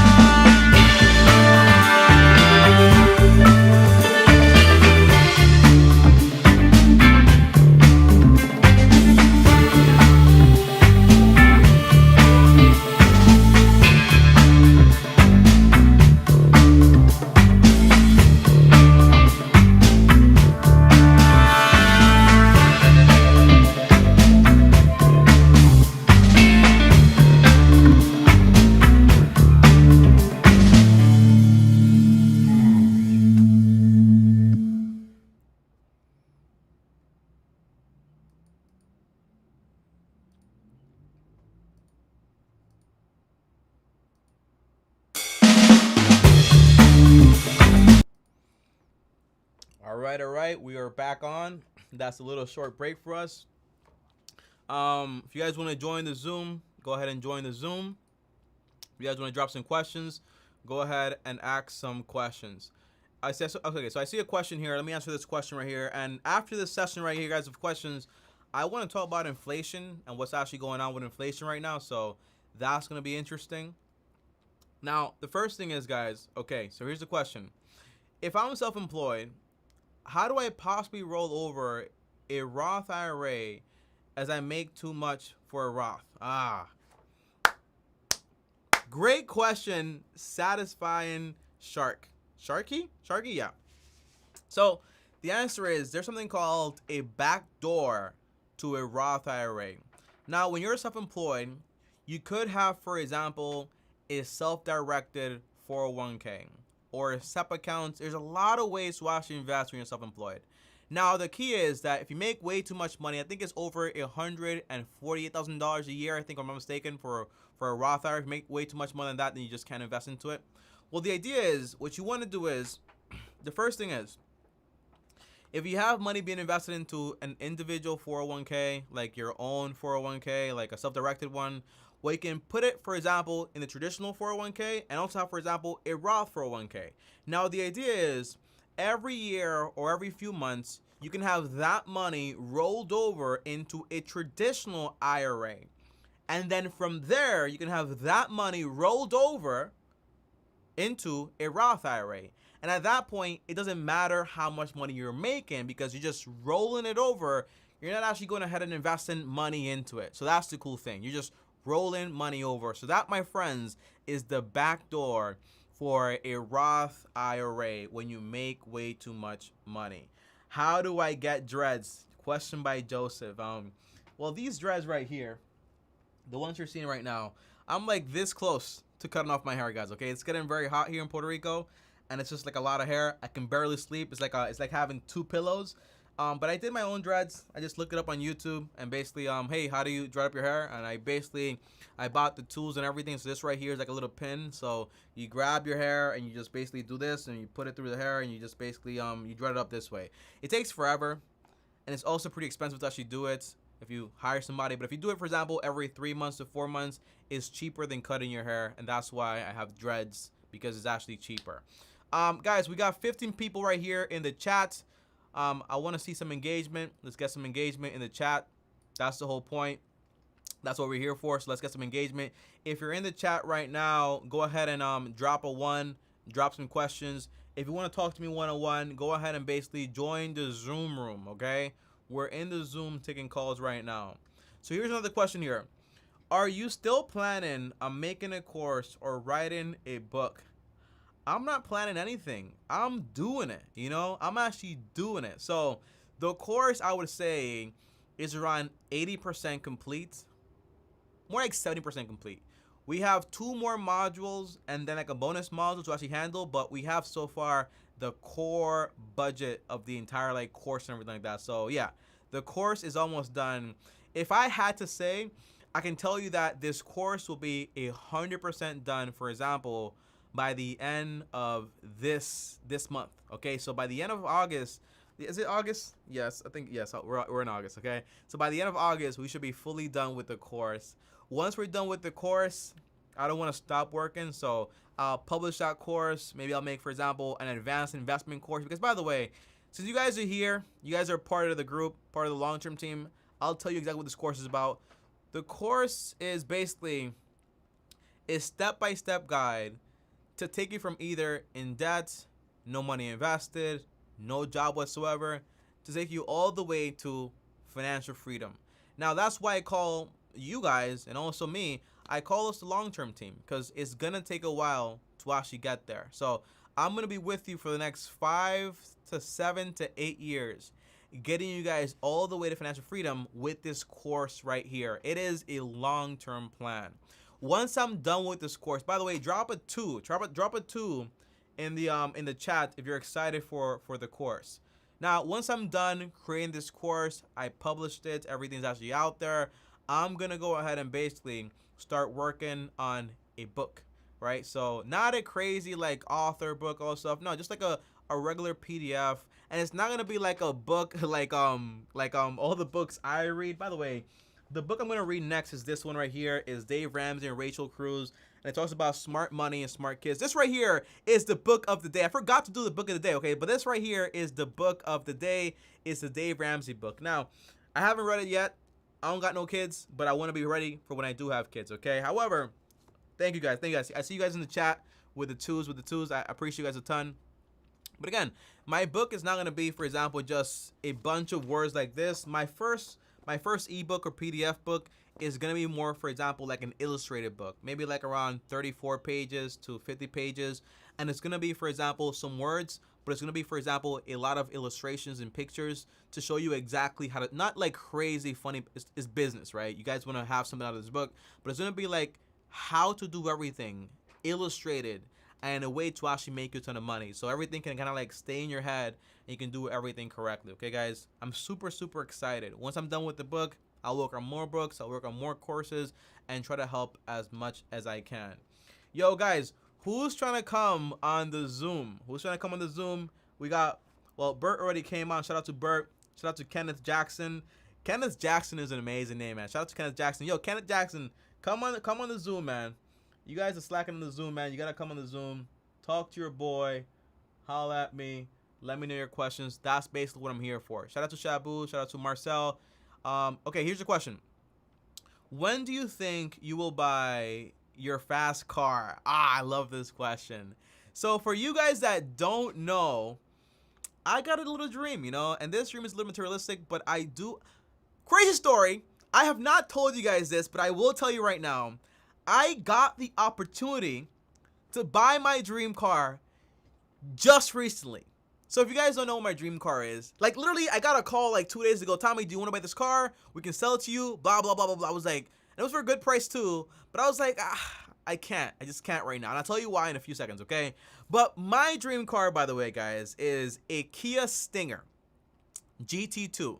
This car goes for around $50,000 to $60,000. However, in Puerto Rico, it's a lot more expensive because basically it takes money to bring that car over here. And my cousin, for example, he has a car rental place and he has this car and it's yellow and it looks so beautiful and amazing. He's like, Tommy, I'll sell you the car for $3,000. But again, don't forget, I'm not stupid. He's not stupid. You're not stupid. No one here's stupid. So I'm like, so you're telling me $3,000 because basically you owe money on this car, right? So you're financing it, right? You got a loan on it. He tells me, yeah, I got a loan on it. So you want to buy it? And I'm like, how much do you owe on it, right? I want to know how much you owe on it. And he tells me, well, Tommy, I only owe $30,000 on it. So basically, I would buy this car for a total of around $33,000 cash. So of course, I would pay cash for it. However, I had to pause and say to myself, well, Tommy, you have your savings to buy your home. You got to buy this home first, right? That's my first goal, right? You got to buy the home first. You got to handle business first. Now, here's why. Because when I buy my home next year, right, that car is going to be cheaper. That car is always going to be there. It's not going to go anywhere, right? It's always going to be there. Now, the main thing is, imagine me right now. I saw people in the Bronx, New York, do this all the time, okay? How do I go on the Zoom without my face being seen?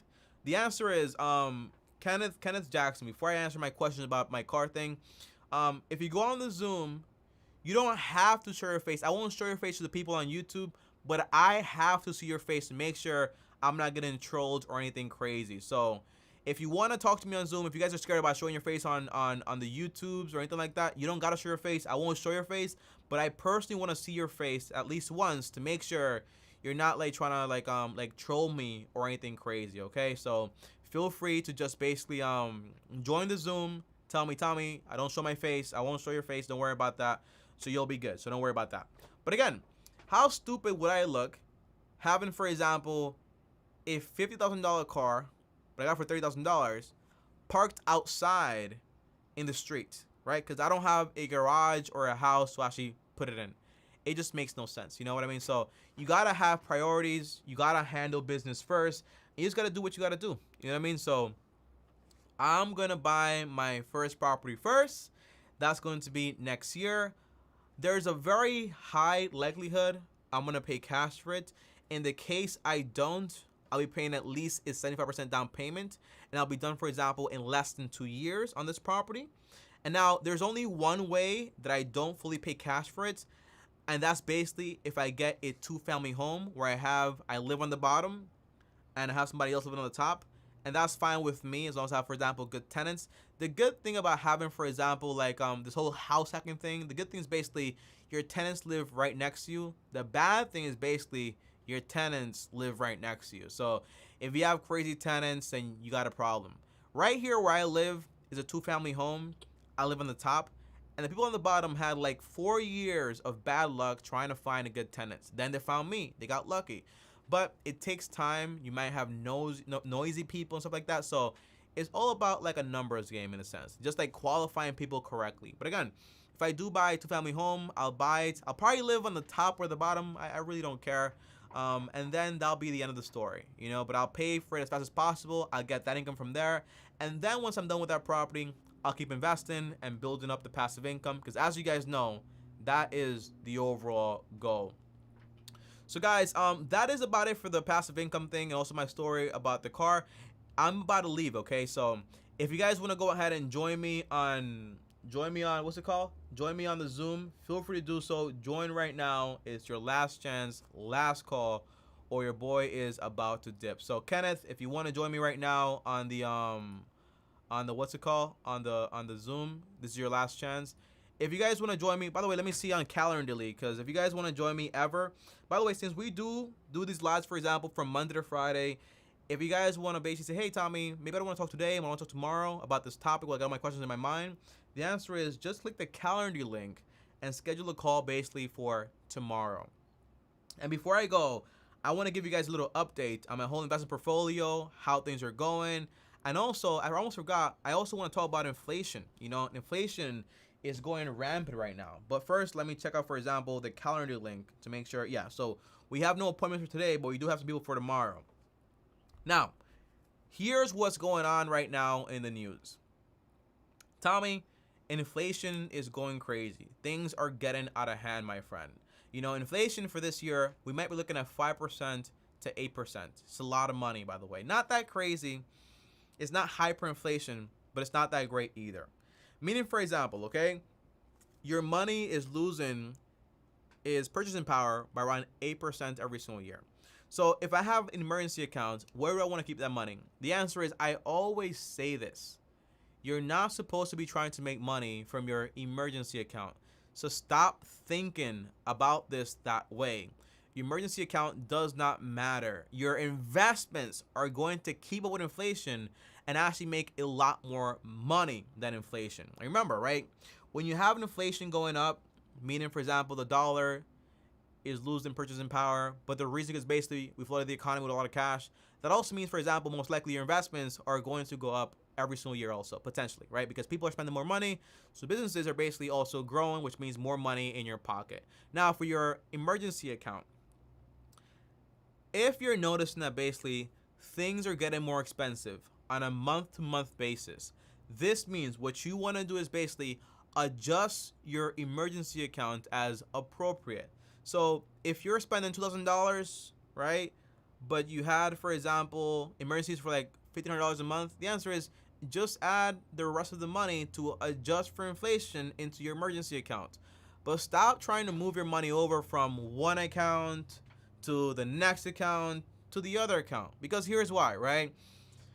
These people, they're trying to play you. I'll tell you why. Okay, I just saw Kenneth join in. I'm gonna join you, Kenneth. Give me a second, Kenneth. You want to mute yourself when you actually join. But overall, if you're switching, for example, from one account to the next account, it just makes no sense. Give me I can't hear you, Kenneth. You wanna connect your audio. Let me see. So we got Kenneth over here, guys, in the Zoom. He doesn't want to show his face, so that's fine. No one can see you. Don't worry about that. I can't hear you. You gotta enable your audio. So let me see. Yeah, I can't hear it. So you want to go to where it says, for example, the little speaker thing, and you want to select something, or you want to put on your headphones or enable your microphone. Yeah, okay, now I can hear you. Hold up. Now let me ask you to unmute. Okay, now unmute yourself. There you go. Now I can hear you. Go ahead. Hey, how you doing, Tommy? I'm doing good. So Kenneth, right now, you're not on the live stream. Like, people can't see your face, but people can hear you, because we want to help people also. So how can I help you? Yes, I was trying to. I wanted to start a lawn care business, and it's kind of hard for me to do it, and I was wondering, would it be a good idea to do it from my car? Because I'm trying to save up for a truck, and I just want to start off doing it in my car. Then after that, I would get a truck and try to work from the truck. Then, What do you do right now for money? well, I work at a job right now. Okay, hold up. Like Everybody drop out one in the chat if you're able to hear Kenneth and me actually have a conversation, just to verify. As far as okay, but what do you do for? You don't have to name the company, but what do you do for work? well, I do material handling, like moving boxes. Okay, And okay, yeah, okay. So how much money do you make per month? yeah. I say 2,000. Okay, $2,000 a month. That's on the low end or the high end? Probably low end. Okay, good, good. So here's the first thing, right? How much do you spend per month? I'm not sure. So you want a I don't. budget, right? You want a budget. So a budget means, for example, when you're at this stage, the best investment is going to be on yourself because you don't make that much money. If like we're talking right here about passive income and all this stuff, right? Oh, tell me passive income this, passive income that. But the answer is, if I'm telling you to invest 10% of your 2K income, is going to be very hard because there's only so much you can cut, but there's no cap on how much money you can actually make.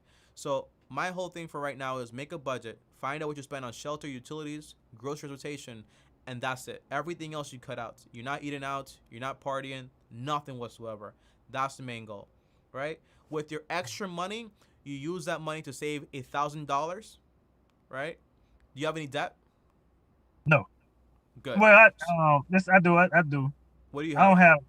don't have school debt. I went to school and I took financial aid. I don't have credit card debt. The hospital. Oh, you have, okay, so you have hospital. How much do you owe? I'm not even sure, but I haven't checked it. You want to find out, right? You're living this lifestyle where your expenses are just like in the background. You want to make the unknown known. That's the only way to fix these problems. Now I say this because basically, if you're trying to start this business, the last thing I want you to do is to go into debt trying to buy, for example, the lawn materials. Then you want a truck that involves debt. I want you to have perspective on how you're making money, how much you're making, how much you're spending over everything. That will make the unknowns known. So this means, for example, if I'm going to buy some equipment, where do I buy it from? The first thing is, I cannot afford new equipment most likely. Yes, new equipment is probably going to be a lot better because it'll last me longer. It's not ruined. But right now, you can just go ahead and basically just go on Facebook, go on Craigslist, you buy your items, and yes, you use, for example, your car. You focus on building your client base.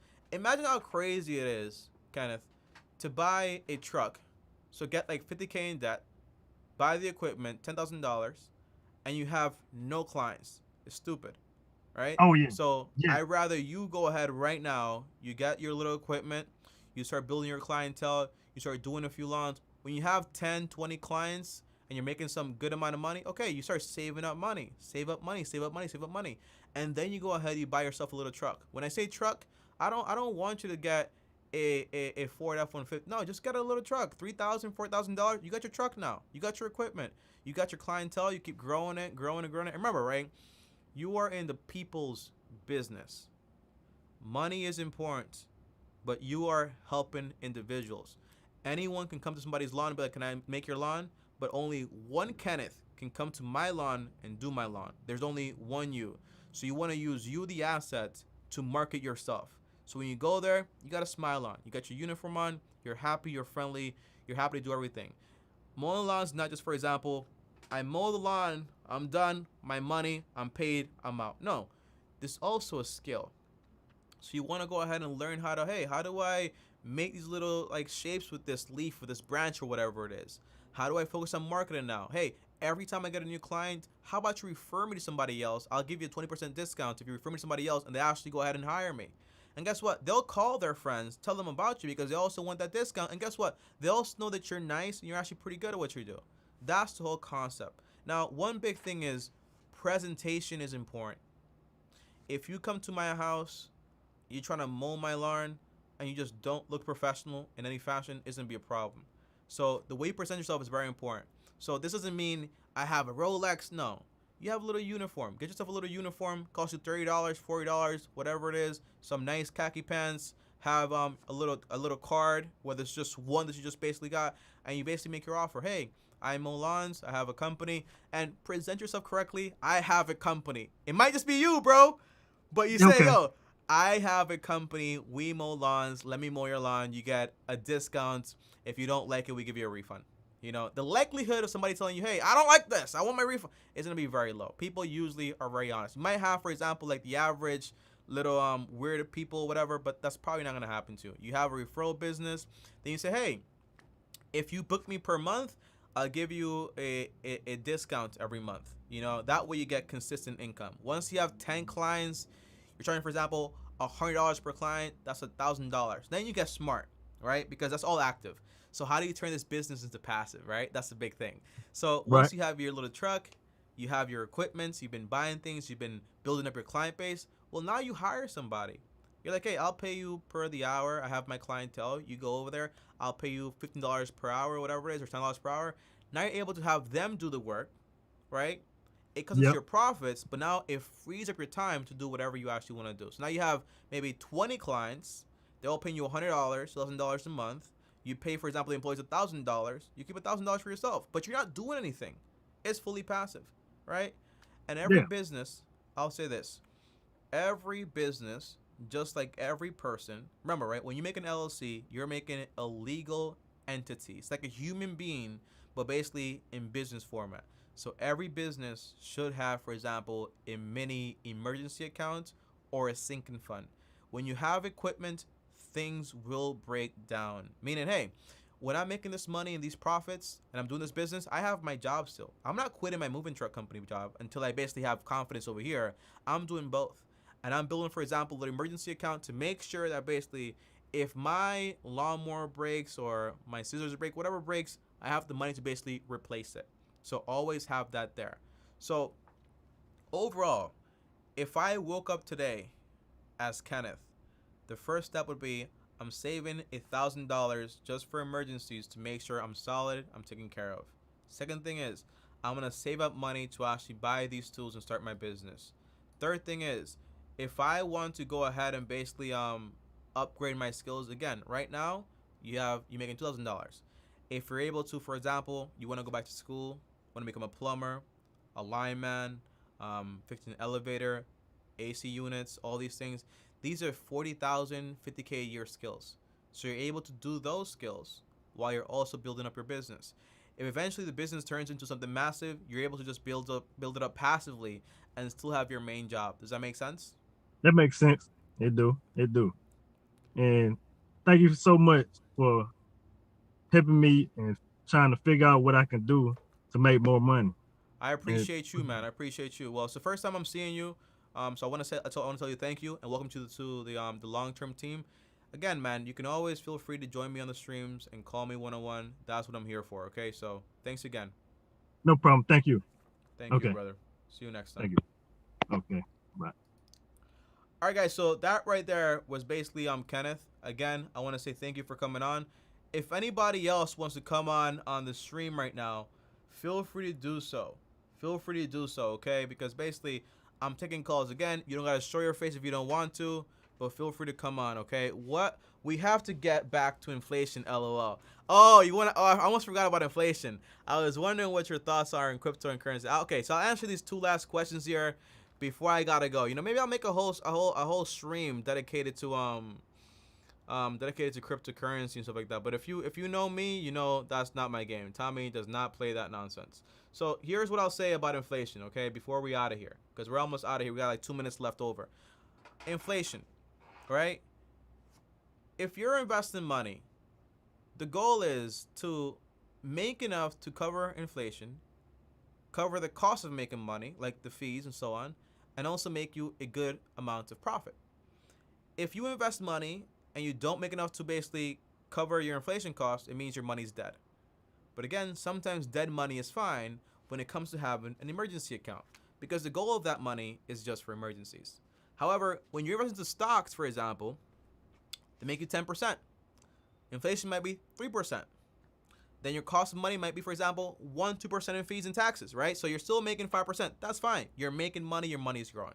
Real estate, somewhere around the same exact figures, right? Maybe a little bit higher because basically real estate is a little bit more flexible with the returns. But the idea is inflation as far as your investments, usually your investments are going to outperform your inflation numbers, right? As far as your emergencies, the idea is don't worry about it that much. Just adjust your emergency fund for inflation costs. The job for the emergency fund is not to make you rich or make you money. I've had my money with SoFi money, like the emergency accounts, in there for the past like 12 months. Do I touch it? Do I care? The answer is no. Last question here. I was wondering, well, last question, if anyone, actually we don't have time to actually take another Zoom call, so we'll end it off there. But I'll take this last question here. I was wondering what your thoughts are on cryptocurrency. The answer is, it's not my game. But whatever I choose to get into, I would do all the research possible. A lot of people that are into crypto right now, they're just getting it on the hype. They're trying to make fast money. And guess what? Over here on the long-term team, we're not into fast food or like microwavable money because we know the risks of those things, right? It just takes, it might make you money in the short term, but if you can't, imagine me telling you, hey, I figured out a way to make money, but I can't duplicate it. It means you just got lucky. That's what it means, right? So if you're telling me I put money into Dogecoin, I put money into Bitcoin, and you don't know why you did that, in reality, you're telling me, hey, I just took a guess, I got lucky, thank God, right? It's not replicable. It's not my game. It's not what I do. It's very risky. You have a lot of YouTubers, they're putting money into it. They're also gassing up the price by basically putting, for example, a lot of like eyes on that stuff. It's not my game. It's not what I choose to do. When I talk and I make these videos, I'm not making viral content. I'm making content to help the masses, to help the average person not retire at 65, but retire, for example, in 10 to 15 years. You might say, Tommy, that's so long. But guess what? 45 years is a lot longer. And risking your money, for example, whether it's in crypto or things you just don't understand overall, and having to start over every single time is just trash. It's just not the game I want to play. As always, guys, I do want to say thank you for joining over here. If you're just joining, go ahead and smash the like button. If you guys want to join me on the next call and basically schedule a call today on the live stream, I'll leave a link in the description. Click that link and schedule a call for our next one. If you want to join me for the Zoom is always going to be available. And also comment down below in the chat and let me know what topic you guys want to talk about tomorrow, and I'll get to work. But I'll see you guys next time. Thanks for watching. And as always, peace. Long-term team for the win. Long-term team all the way. You know what I'm saying? I can't curse on the stream, but you guys